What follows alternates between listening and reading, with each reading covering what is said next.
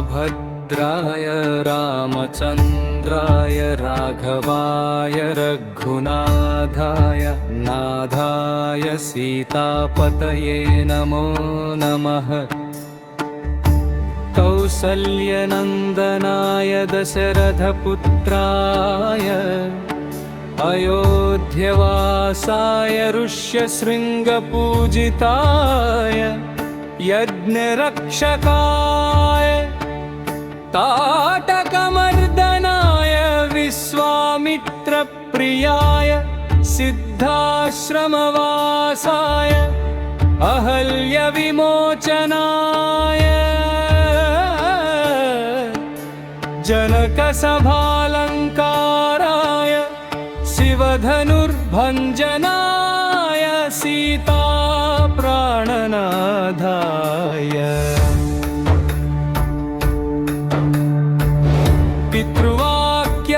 पितृवाक्यपरिपालकाय राज्यत्यागिन्ये वल्कलधारिणे जठरराय लक्ष्मणसेविताय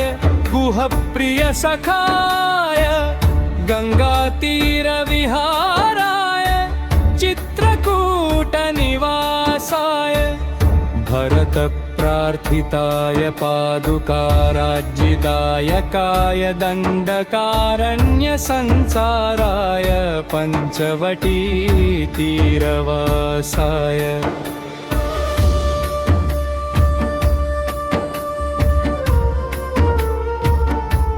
अगस्त्य अनुग्रहिताय विराधभञ्जनाय करदूषणमर्दनाय शूर्पणखगर्वभङ्गकाय मारीचमृगरूपभेदकाय जटायुमोक्षदायकाय कबन्धखण्डनाय शबरीफलभक्षणाय भक्तवत्सलाय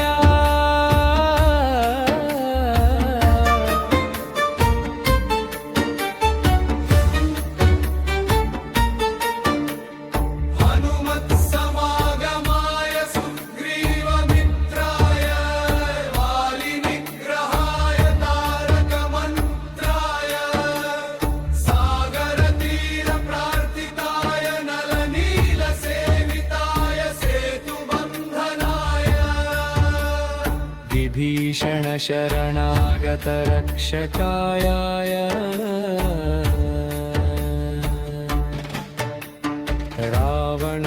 रावणगर्वहरणाय कुम्भकर्णशिरोहराय मेघनाथसंहारप्रभुत्ताय ब्रह्मास्त्रप्रयोगवेळाय युद्धरङ्गधीराय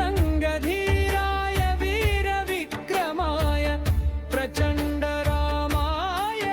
कोदण्डराघवाय दुष्टशिक्षणाय शिष्ट